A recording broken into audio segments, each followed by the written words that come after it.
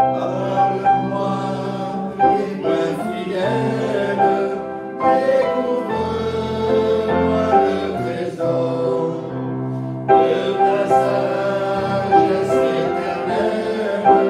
Parle au Maître, parle encore. Ta parole, c'est la vie, c'est la lumière et la paix. À ton nez, le bénir, je resterai à jamais.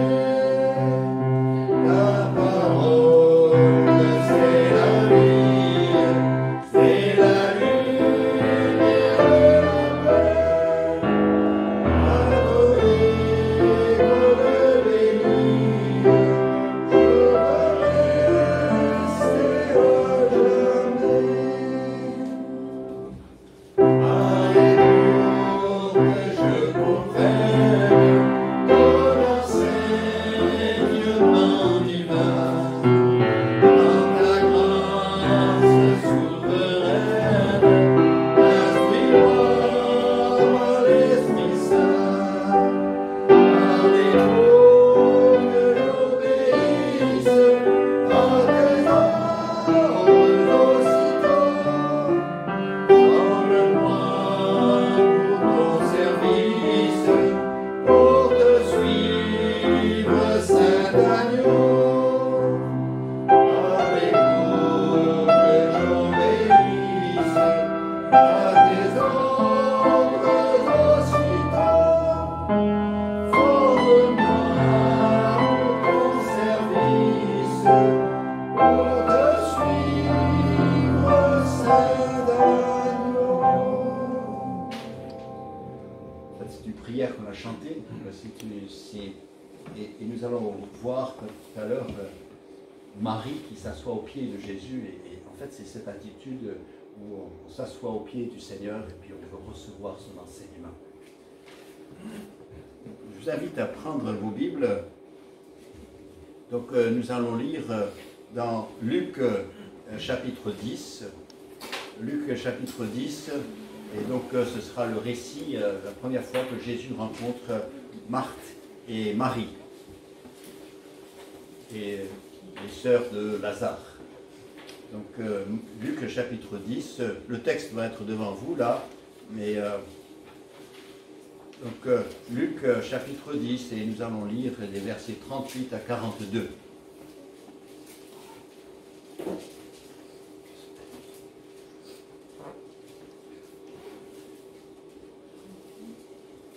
Voilà, donc comme Jésus était en chemin avec ses disciples, il entra dans un village et une femme nommée Marthe le reçut dans sa maison. Elle avait une sœur nommée Marie qui, s'étant assise au pied du Seigneur, écoutait sa parole. Marthe, occupée à divers soins domestiques, survint et dit « Seigneur, cela ne te fait-il rien que ma sœur me laisse seule pour servir? Dis-lui donc de m'aider. » Le Seigneur lui répondit, « Marthe, Marthe, tu t'inquiètes et tu t'agites pour beaucoup de choses. Une seule chose est nécessaire. Marie a choisi la bonne part qui ne lui sera point ôtée. » On lit ce passage, on dit oui, c'est intéressant. Ces deux sœurs, combien de sœurs ont déjà vécu une expérience semblable, hein? Et on se dit, mais pourquoi dans la Bible, mettre ça dans la Bible pour nous et le garder pendant 2000 ans pour qu'on le lise, on continue de le lire? Qu'est-ce que je vais tirer de cela, hein? Quel enseignement est-ce que je dois tirer? C'est seulement un modèle, on dit, bon, soyez comme Marie qui s'est assise au pied du Seigneur, c'est déjà pas mal, hein? Si on apprend à faire cela, ce serait très bien, hein?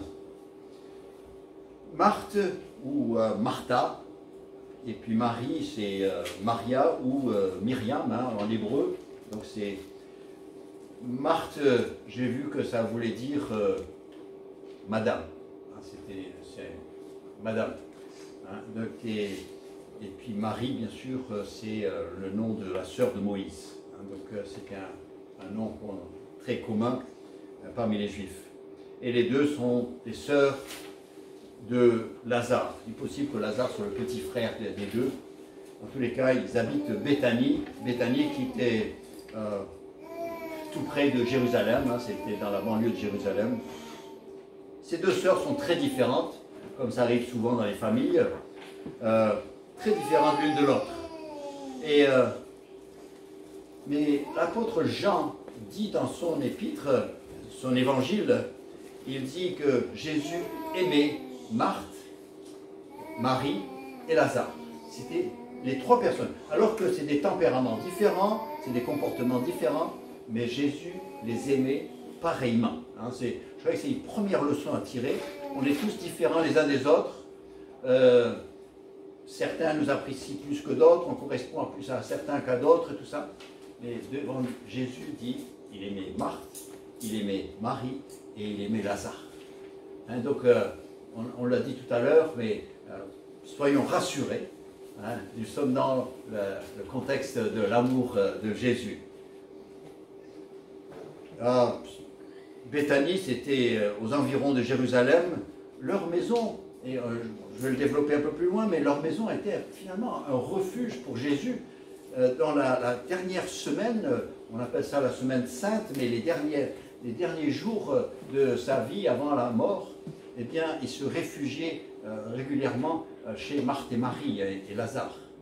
Hein, donc, ils avaient quand même un rôle important, même s'il était discret. Hein, il n'y a pas un grand bruit, mais c'était quand même ça. En fait, je vais le dire maintenant, parce que je vais le dire plus tard, j'ai envie de le dire, mais c'est que ça a permis à Jésus de ne pas être mis à mort avant le temps décidé par Dieu. Donc ils étaient là et on ne pouvait pas les toucher tant qu'ils étaient chez Marthe et Marie et Lazare. Et puis le dernier soir, Jésus il va dormir sous les oliviers et là il va s'exposer, mais ce sera le moment où on pourra le prendre. Hein, c'est extraordinaire, les petits détails, c'est important de les voir et de voir comment Dieu contrôle toutes choses et tout se passe bien. Et alors Marthe, Marie et Lazare ont un rôle important dans le plan de Dieu. Chez les hommes, ça n'aurait pas été important. On dit, oh, c'est une adresse. Mais pour Dieu, c'est important. Hein, et comprenons cela. Et même si dans notre société, on ne représente pas, on n'est pas important, mais sachez que dans le plan de Dieu, chacun de nous avons notre place. Pour vous situer par rapport à la chronologie de la vie de Christ, hein, parce que certains sont historiens, ces détails les intéressent. Donc, le récit de Luc 10 que nous venons de lire, ça se passe à peu près en décembre de l'an 28. Hein. Donc, en décembre de l'an 28. Et la crucifixion de Christ se fera en avril de l'an 29. Hein. Donc, il y a à peu près 4 mois entre les deux. Donc ça se passe à peu près 4 mois avant la crucifixion. Donc là encore, avec ce que j'ai dit tout à l'heure, vous dites, ça tombe bien, ça se met en place juste au bon moment. Oui, mais Dieu fait ça tout le temps, il fait des choses à merveille. Donc ici, je reviens à notre passage, maintenant qu'on s'est situé, on sait avec qui on a affaire, eh bien, j'arrive à... Ici, on a deux sœurs, et c'est les deux sœurs qui vont surtout m'intéresser ce matin. Des tempéraments très différents. On dirait presque l'une est ce que l'autre n'est pas, hein, pour les définir. Et la scène que nous avons là, on peut le retrouver dans des familles. Hein, il y a des deux sœurs de tempéraments très différents. Marthe, c'était la personne du genre qui est structurée, disciplinée, efficace, perfectionniste, qui est toujours là en train de mettre les choses en place.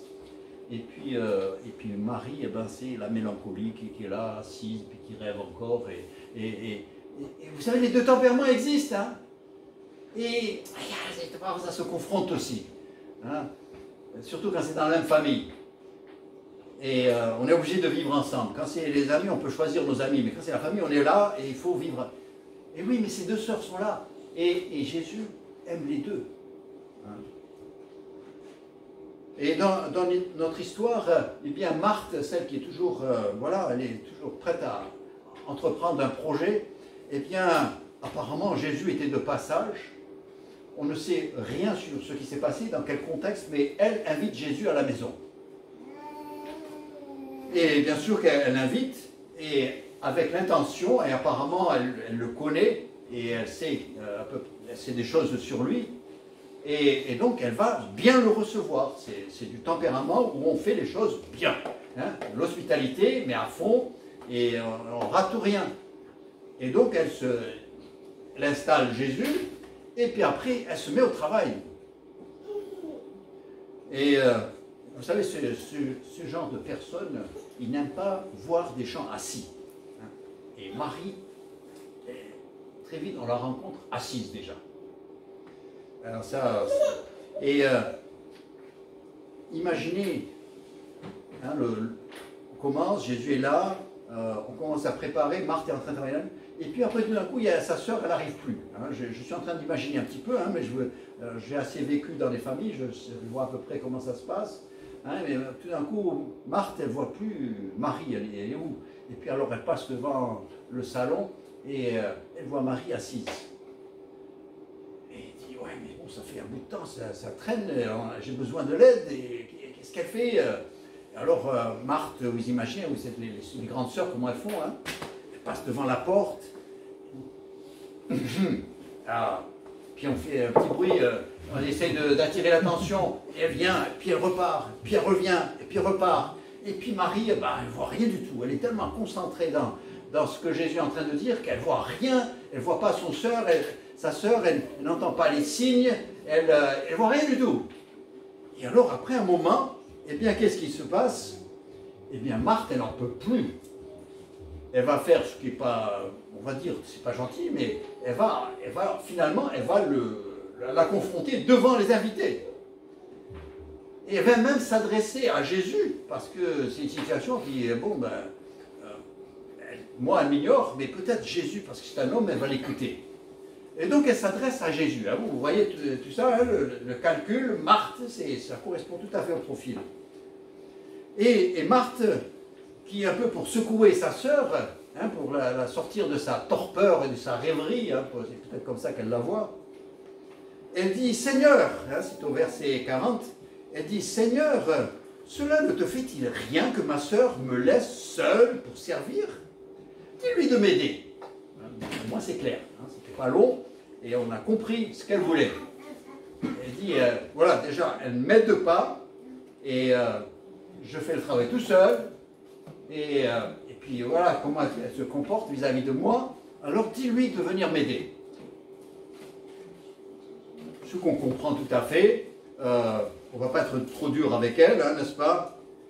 Et en fait, elle est en train de dire, Jésus, dis à ma soeur que ce n'est pas le moment de s'asseoir et de penser à ce qu'il y a au-delà des nuages. Hein.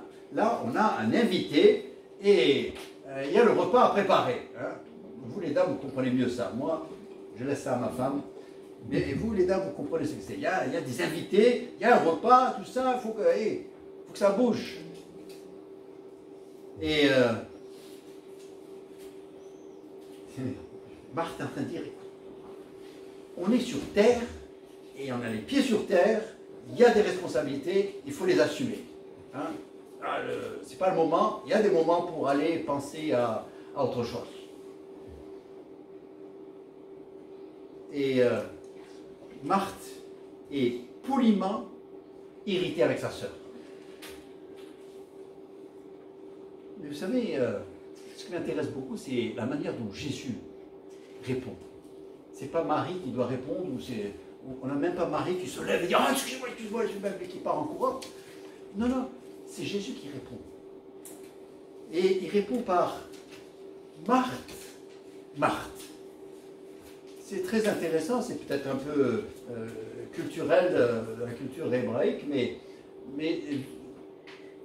vous savez, quand on lit dans la Genèse, alors que Abraham vient de placer son fils sur l'autel, et il a pris ce qu'il fallait pour le sacrifier, et bien tout d'un coup, c'est Abraham, Abraham.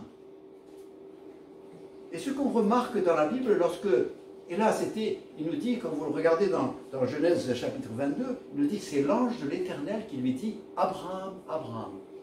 Quand vous lisez dans l'Ancien Testament, il dit l'ange de l'Éternel, pas un ange de l'Éternel, mais l'ange de l'Éternel, eh bien, presque toujours, il s'agit de Christ dans l'Ancien Testament.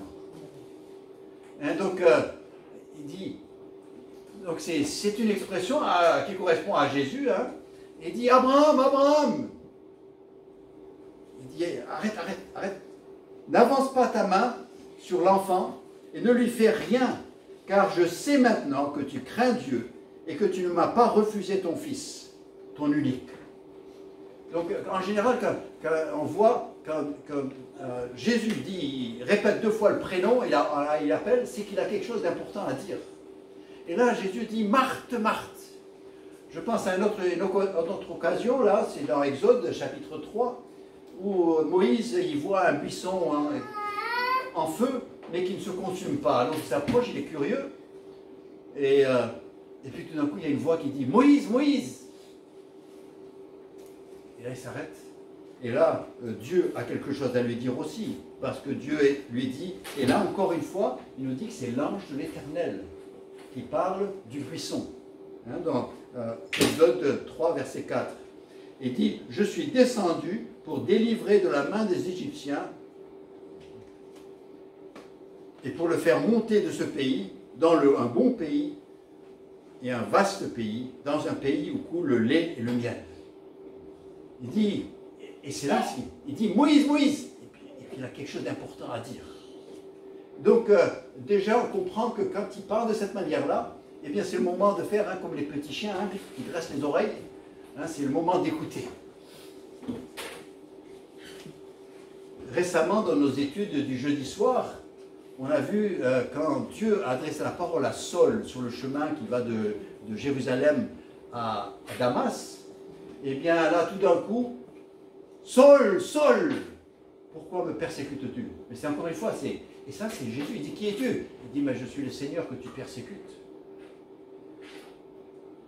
Hein, il attire son attention et il dit j'ai quelque chose pour ta vie. Hein? Et là, et si vous regardez dans les textes, quand Dieu a dit quand l'ange de l'Éternel a dit à Abraham, Abraham, Abraham, Abraham a répondu, me voici. Tout de suite, c'est la disponibilité. Quand l'ange de l'Éternel a dit à Moïse, Moïse, Moïse, tout de suite il a dit, me voici.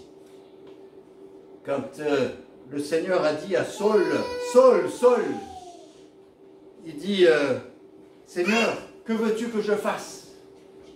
Vous savez, normalement, on répond par la disponibilité. Et lorsque, dans notre vie, si on a le sentiment que Dieu nous parle, et qu'il s'adresse à nous, qu'il a quelque chose pour nous, c'est le moment de tout de suite dire « je suis disponible, parle ». Hein, c'était le petit Samuel qui avait été instruit par Élie de dire, lorsqu'il a entendu « Samuel, Samuel », il dit « parle, ton serviteur écoute ». Hein, c'est ça l'attitude. Mais Marthe, Jésus dit à Marthe « Marthe, Marthe ». Et elle, non, elle ne répond pas par la disponibilité. Elle a déjà, dans sa tête, elle est déjà à un projet et elle continue, elle n'a pas l'intention de s'arrêter, elle veut continuer. Il faut que les choses viennent dans son sens. Vous savez, très souvent, les êtres humains aussi, hein, de nos jours, même ceux qui sont chrétiens, hein, et Dieu parle, et puis on ne parle pas de disponibilité, et dit mais Dieu, attends, j'ai des choses à faire, j'ai des projets, j'ai une vie, écoute, je suis occupé. Attends, un peu plus tard, quand je serai vieux, je pourrai le faire. Et ben, si vous regardez les retraités de Fréjus, leur temps est plein, hein. Ce n'est pas du temps libre. Ce n'est pas parce qu'on est plus âgé qu'on est plus disponible. Et donc, là, le Seigneur dit Marthe, Marthe, et puis il lui dit quelque chose. Et donc, puisque elle n'est pas prête à écouter, mais nous soyons prêts à écouter. C'est pour ça qu'il l'a gardé pour nous. Et il dira à à Marthe, il dit, tu t'inquiètes et tu t'agites pour beaucoup de choses. Une seule chose est nécessaire. Tu t'inquiètes et tu t'agites pour beaucoup de choses. Tu es très préoccupé, mais tu as négligé la chose la plus importante.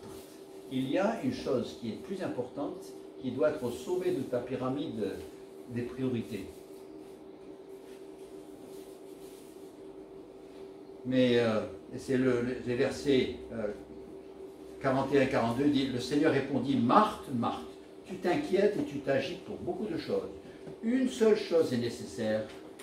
Marie a choisi la bonne part, qui ne lui sera point ôtée. On va continuer, on va rester avec Marthe. Donc là, Marthe, eh bien, elle ne saisit pas. Le Seigneur lui parle, mais elle est trop occupée, trop préoccupée, elle est trop distraite, elle est peut-être trop irritée par sa sœur, le comportement de sa sœur, et elle n'entend pas Jésus.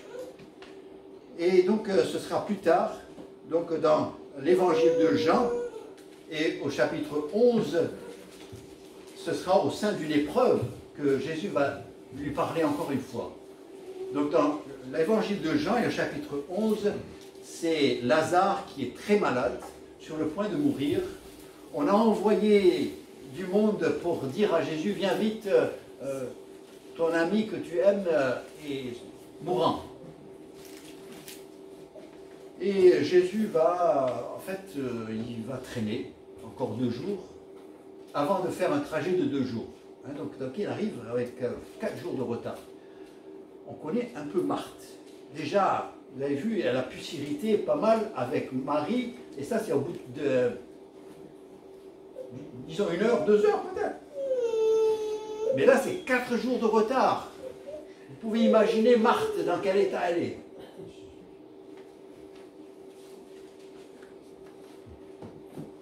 Et Jésus va arriver, elle apprendra que Jésus est presque arrivé dans le village, et elle va aller vers lui pour le rencontrer, mais elle va lui parler avec un ton accusateur. Et donc dans Jean chapitre 11 et verset 21, elle dira, Seigneur, si tu avais été ici, mon frère ne serait pas mort. Ça c'est... Hein, si tu étais venu, quand je t'ai dit de venir, il ne serait pas mort. Je ne vais pas décortiquer cela, mais vous comprenez bien ce qu'elle est en train de dire.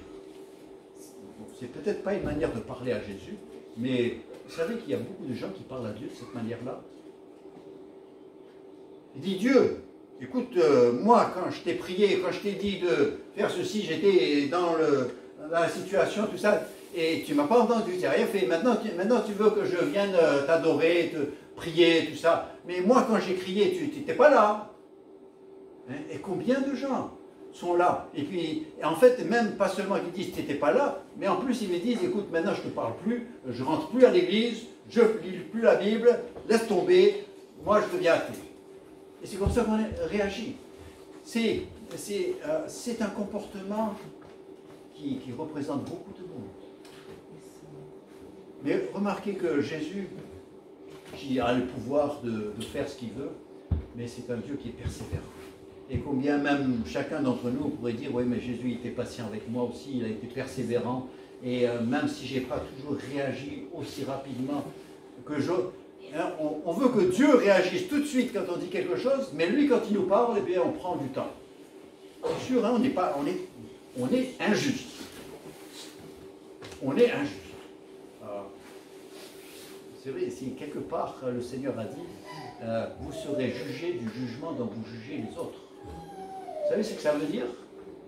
C'est que si tu as été impatient avec Dieu, eh bien Dieu a le droit d'être impatient avec toi. Et s'il ne l'est pas, c'est une grâce qu'il te fait. Il a le droit de me parler comme je lui ai parlé. Et il ferait pas mal, parce que puisque moi j'ai trouvé ça normal de lui parler de cette manière-là, donc je ne peux pas l'accuser de m'avoir parlé de manière dur non plus. Mais vous savez, il ne le fait pas. C'est petite application, petite leçon. Et ne nous laissons pas, ne permettons pas à l'autre de dicter comment nous allons réagir. Réagissons au comportement des autres selon notre nature et non pas selon leur comportement. Et c'est ce qu'on voit chez Dieu et c'est ce qui est normal. Et donc, nous avons... Alors, Jésus lui parle, il répond. Hein, elle fait une accusation et Jésus, au lieu d'essayer de justifier, de dire oui, mais parce que ceci, cela... Non, pas du tout. Dieu n'a jamais l'obligation de se justifier. Mais je continue à lire, il dit... Jésus dit...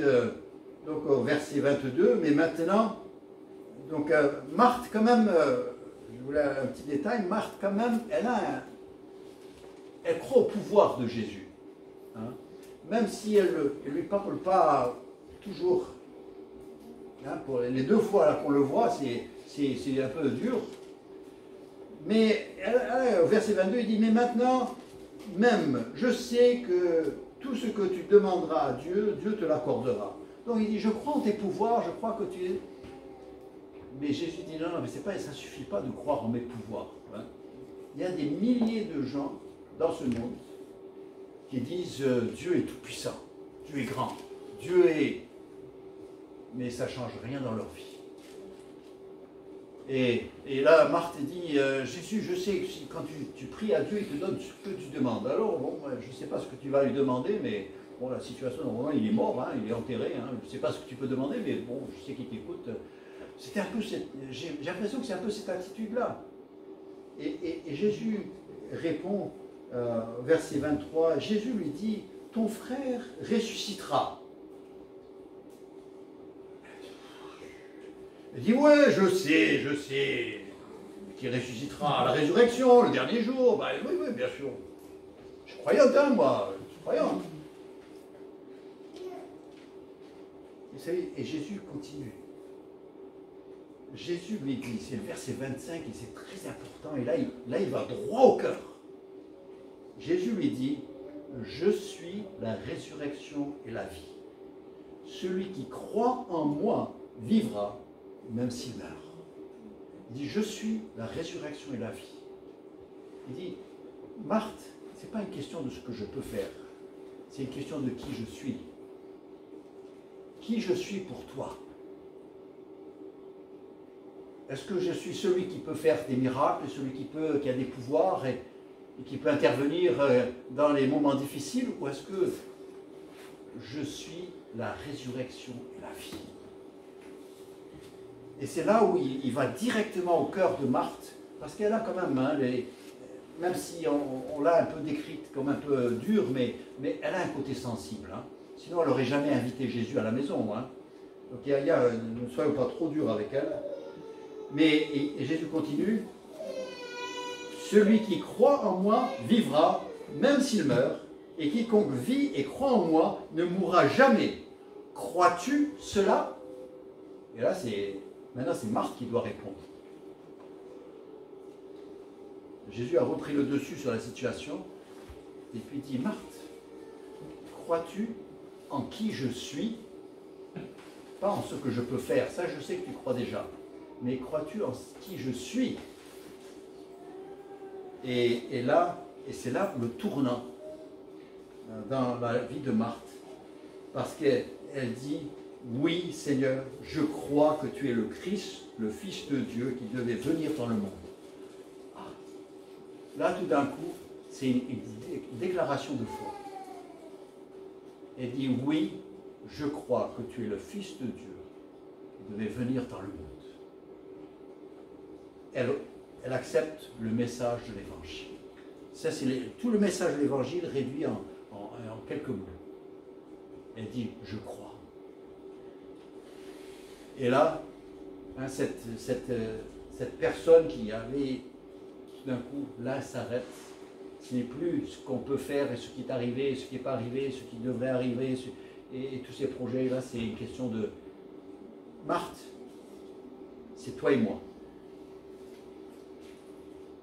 Où est-ce qu'on en est? Et en fait, c'est la même question que ce matin qu'on pose encore. C'est Jésus nous parle à chacun, il dit, hé, regarde-moi dans les yeux. Il y a toi, il y a moi. On ne parle pas de tout ce qui se... Toi et moi. Qu'est-ce qu'il y a entre nous? Quelle est notre relation? Qu'est-ce que je suis pour toi? Je peux te dire, j'ai déjà dans l'évangile, c'est rempli ce que tu es pour moi. Je t'aime. Je veux te sauver. Je veux te pardonner.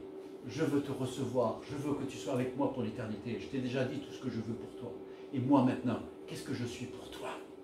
Et c'est là la question. Et c'est ça qui fait toute la différence pour Marthe. Et ça donne toute une autre... Et les choses iront autrement. Et après cela, Jésus dira, mais où est Lazare? Elle dit, ben, il est enterré depuis 4 jours. Ben, ouvre. Elle dit, bon, on va ouvrir. Il a été d'ouvrir, on ouvre. Et puis, c'est ça qui permettra à Jésus d'appeler Lazare et il sortira vivant. Les choses changent. Les choses commencent à se passer, mais encore mieux que ce que Marthe avait prévu. Et peut-être ce matin, peut-être que sur certains points, on arrive à dire ouais, bah, j'ai un peu de Marthe en moi, hein, c'est vrai. Quand je regarde dans le miroir, je vois une Marthe. Écoutez, le Seigneur aime les Marthes. Et le Seigneur parle aux Marthes. Il dit, Marthe, c'est pas ce que tu crois de moi, c'est qui suis-je pour toi.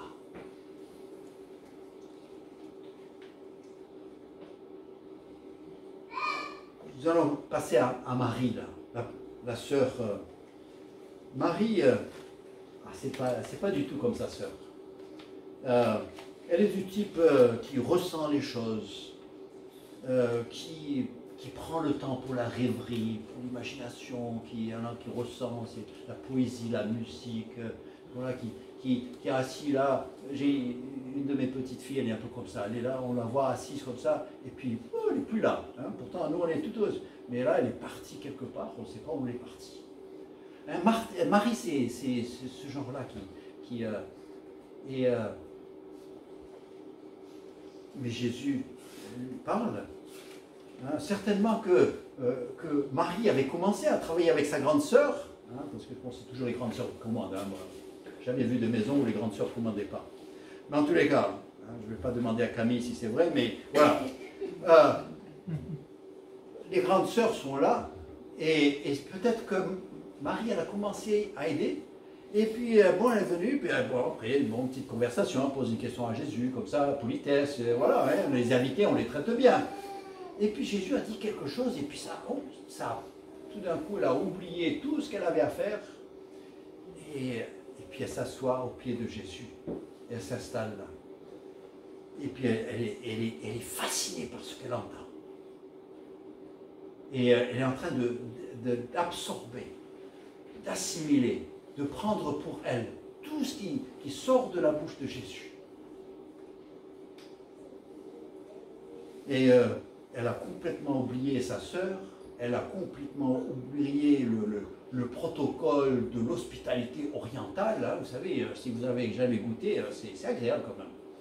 Alors, c'est tout parti. Mais là, elle est en train de recevoir de Jésus. Et comme on a dit, Marthe n'arrive pas à la distraire. Mais vous savez ce que Jésus a dit? Il a dit, Marie a trouvé la bonne part. Marie, finalement, elle est en train de faire ce que chacun doit faire. Il y a une chose qui est importante. Elle est importante parce que quand on règle cette chose-là, tout le reste qui en découle, ben, ça se met en place.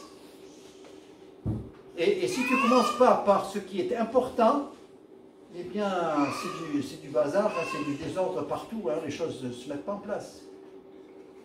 Et donc, il dit, Marie, elle a choisi la chose importante, et finalement, ce qu'elle reçoit, eh bien, elle ne le perdra jamais. Hein, vous vous souvenez cette parole, hein, il dit... une chose est nécessaire. Marie a choisi la bonne part qui ne lui sera point ôtée. Et là, tout de suite, votre question, hein, c'est, mais c'est quoi cette part? C'est quoi? Qu'est-ce que c'est qu'elle a reçu là, qu'elle ne pouvait pas perdre? Alors, premier abord, première question, tentative de réponse, on va dire, bah, c'est le fait qu'elle écoute la parole de Dieu, qu'elle écoute avec les deux oreilles, hein, qu'elle a les regards fixés sur Jésus, elle est en train de recevoir. Et vous allez dans n'importe quelle église, au moment de la prédication, vous avez des centaines de personnes qui sont là, en train de recevoir. Elles sont assises et puis en train de recevoir.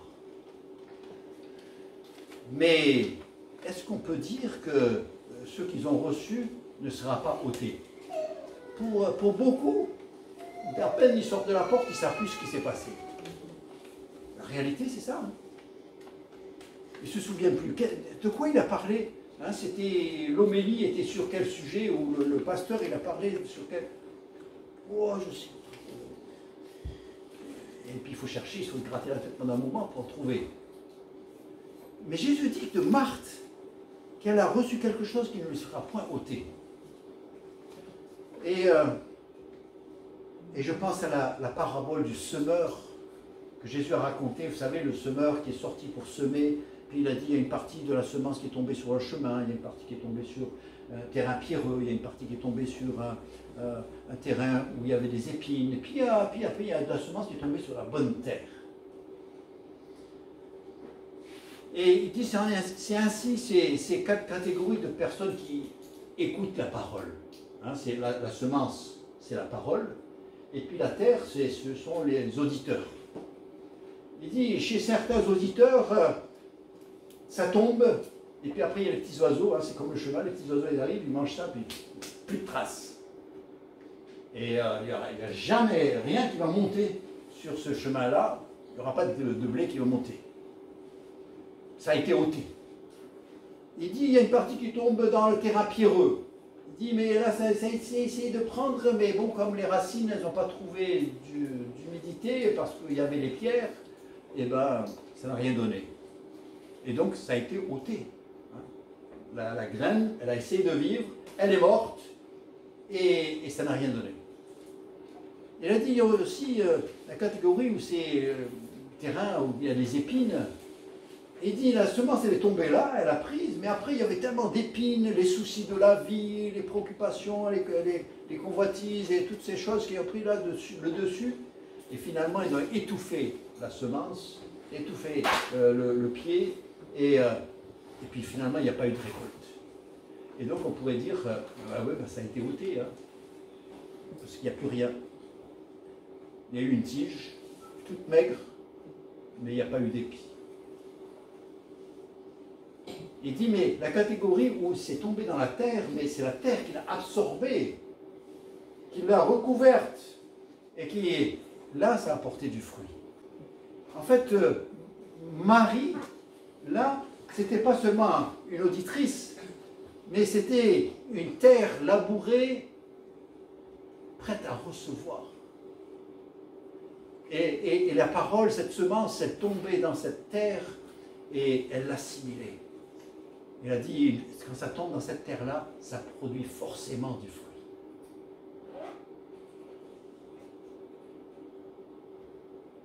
Et vous savez la différence? C'est qu'un peu plus tard, lorsqu'on arrivera dans... Bon, déjà on le voit, là dans Jean chapitre 11, avec Lazare qui meurt, il y a l'épreuve. Et là, vous avez Jésus qui arrive, et puis Marthe, elle a déjà eu sa conversation avec Jésus, puis elle rentre à la maison, et puis dit, Marie, Jésus, il arrive là. Et donc Marie se lève, et elle va vers Jésus. Elle dit les mêmes paroles que Marthe, mais elle les dit autrement.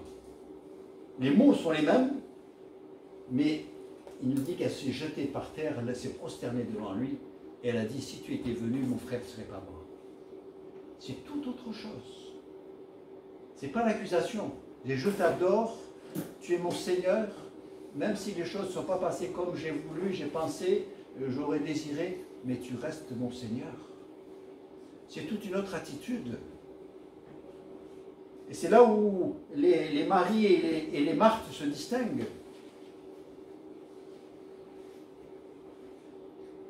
Et puis après, on arrive au chapitre 12. Jésus est là. En fait, c'est la semaine sainte. C'est la nuit d'après, Jésus va être dans le jardin de Gethsémani, puis ensuite il va être crucifié. Et Jésus est à table chez Lazare. C'est dans cette famille. Jésus est là, il y a le repas. Et Marie arrive avec un parfum de grand prix. Et elle va déceler la bouteille et elle va verser le parfum sur Jésus. En guise d'adoration, elle va répandre ce parfum sur Jésus. Oh, elle sera critiquée. Les disciples vont dire, oh, quel gaspillage. Mais là, encore une fois, ce n'est pas Marie qui répond, c'est Jésus qui répond pour Marie. Et lui, il le prend bien. Et lui, il comprend le geste. Parce qu'elle a quelque chose dans le cœur que les autres n'ont pas. Les disciples, ils sont en train de parler, ils disent, ouais, c'est de l'argent gaspillé, on aurait pu prendre ça pour les pauvres. Ils n'ont jamais rien donné aux pauvres, mais surtout, c'était Judas qui voulait, surtout lui qui disait, ouais, on aurait pu mettre ça dans la bourse, mais oui, c'est lui qui tenait la bourse, et il était voleur. C'est des paroles pieuses, mais c'est des paroles de voleurs. Mais Marie, elle a versé le parfum d'adoration, et Jésus l'a dit, moi je prends ce parfum-là pour ma sépulture. Elle a compris quelque chose. Vous n'avez rien compris encore. Vous comprendrez, mais vous n'avez pas compris. Mais elle a compris déjà. Pourquoi? Parce qu'elle a passé du temps au pied de Jésus. Elle a écouté. Elle a reçu. Elle a assimilé. Et là, nous voyons Jésus qui dit au sujet de Marie, quand elle a versé le parfum, il dit « Laisse-la garder ce parfum pour le jour de ma sépulture. » Eux, ils n'y croyaient même pas encore à la sépulture, ni à la mort de Jésus, ni à rien du tout. Pourtant, il leur avait dit. Il dit, elle a déjà saisi. Je lui ai dit des choses qu'elle a gardées dans son cœur. Vous savez, c'était un peu beaucoup comme Marie, la mère de Jésus, hein, quand chaque fois qu'elle entendait des choses, elle ne comprenait pas, mais elle dit, elle est repassée dans son cœur. Je crois que c'est cette Marie ici aussi, et quelqu'un qui recevait ce que Jésus disait, et elle est repassée dans son cœur. Et c'est elle qui ne sera pas dans la panique quand les choses vont se passer cette semaine-là.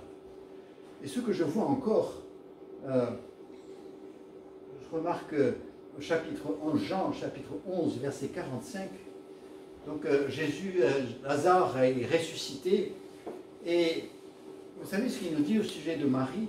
Il dit plusieurs des Juifs qui étaient venus vers Marie et qui virent ce que fit Jésus. Donc il avait ressuscité Lazare, hein, ils sont venus, ils ont vu Lazare vraiment vivant. Eh bien il dit, ils sont venus vers Marie. C'est curieux, hein? Et vous savez, quand c'est l'acte de foi, on est attiré vers ceux qui ont la foi.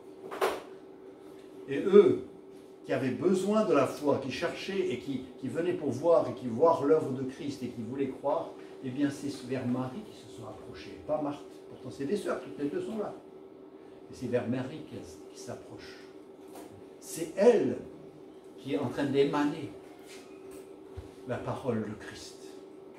Il nous dit, plusieurs des Juifs qui étaient venus vers Marie et qui virent ce que fit Jésus, crurent en lui.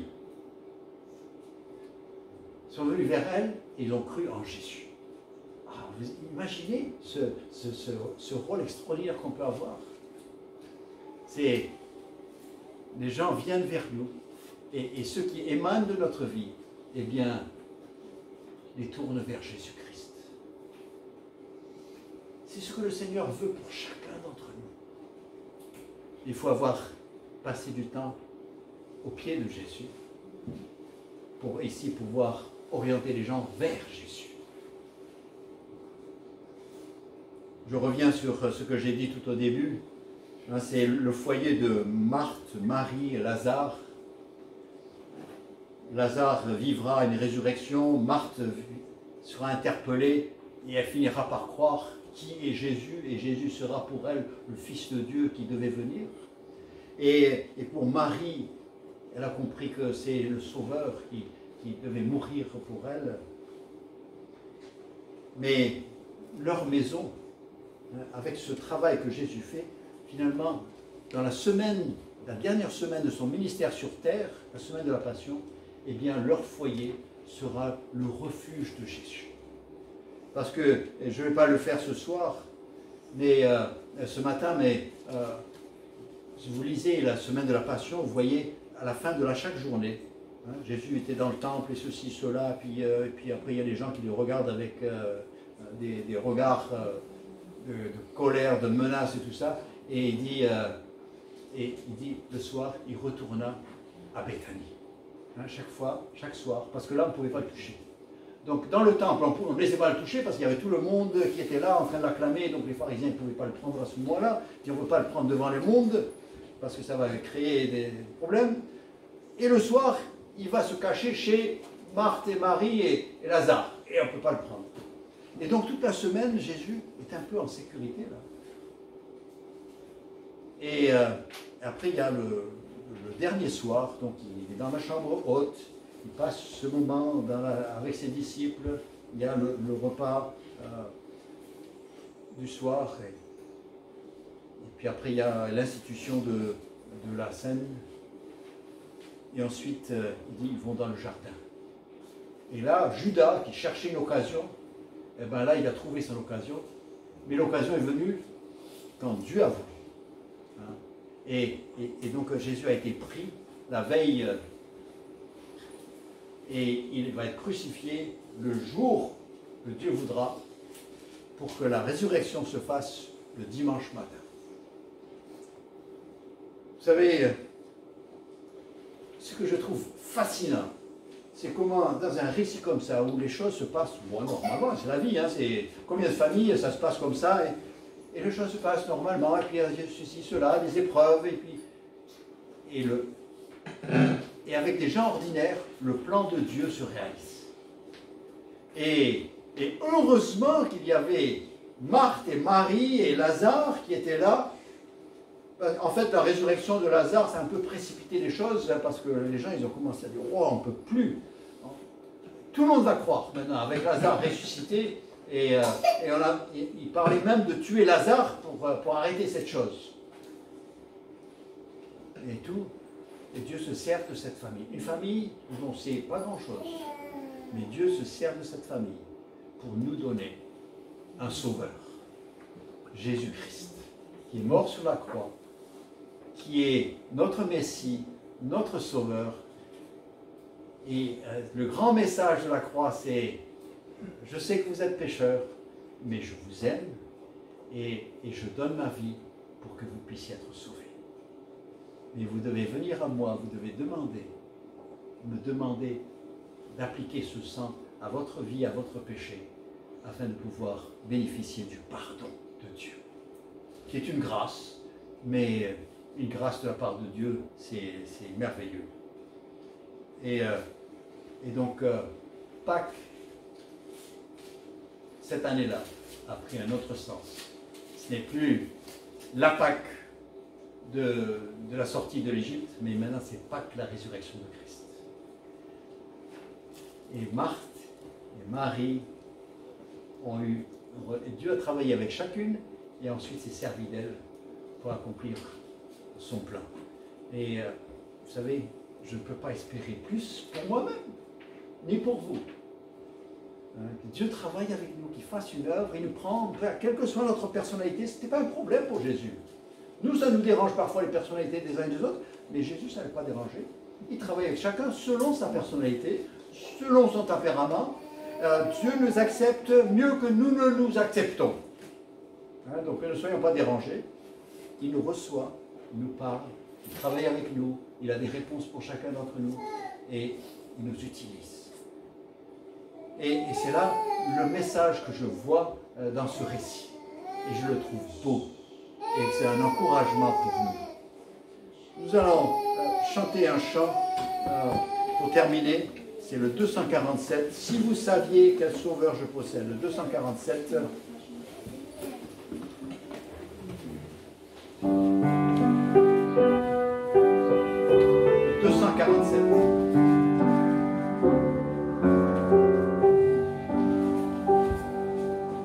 Si vous saviez quel sauveur je possède, il est l'ami le plus tendre de tous. Moi devant le Père, il intercède.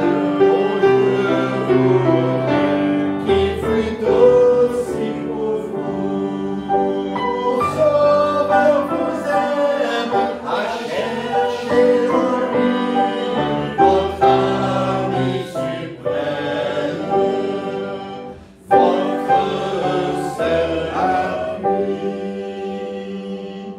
Si vous saviez la paix douce et profonde que le Sauveur en mon âme apporta, celle de paix que peut donner le monde, elle jaillit pour vous de Golgotha. Mon Sauveur vous aime, à chercher en lui votre ami suprême, votre seul ami.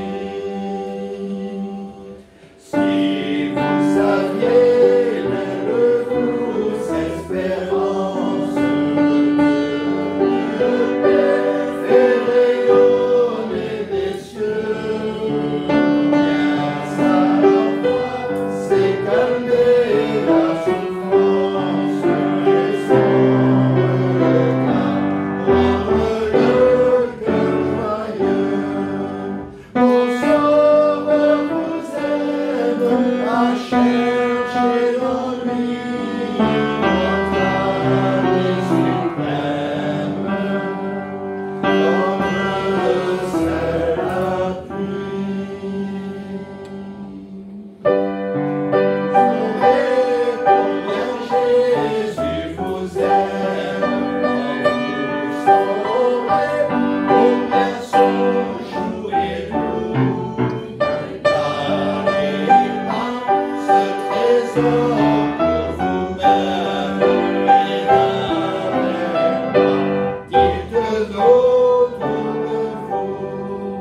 Mon Sauveur vous aime, à chercher en lui votre ami suprême, votre seul ami. Remercions le Seigneur pour ce Sauveur. Père Céleste, merci de nous permettre de t'appeler Père.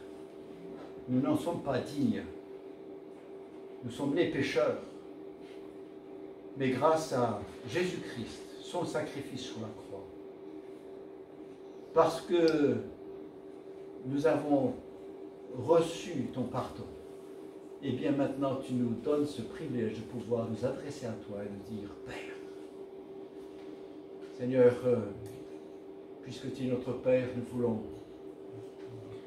refléter les attributs de la famille. Nous voulons vivre des vies dignes de notre Père Céleste. Et Seigneur, toi, tu n'as pas honte de nous appeler tes enfants. Et nous ne voulons pas avoir honte de t'appeler Père, même pas seulement ici dans ces lieux, mais partout, n'importe où, devant n'importe qui. Seigneur, nous voyons aujourd'hui, nous avons vu ton comportement avec Marthe, ton comportement avec Marie, et chez l'une et chez l'autre, eh bien, tu les as amenés jusqu'à la foi. Et leur tempérament et leurs défauts, ben, ça ne t'a pas gêné. Et Seigneur, ça nous encourage à venir à toi aussi. Et Seigneur, tu connais chaque cœur ce matin. Et peut-être que certains se sont vus chez Marthe, d'autres se sont vus chez Marie, mais tous nous voulons nous voir en toi et faire partie de ton corps, ton Église. Seigneur, accorde à chacun selon son besoin ce matin, donne-lui l'encouragement, donne-lui cette chasse les doutes et donne cette espérance. Et Seigneur, que tu sois vraiment non seulement le Sauveur, mais aussi le Seigneur de chacun. Père, c'est au nom de Jésus-Christ que nous te prions. Amen. Amen.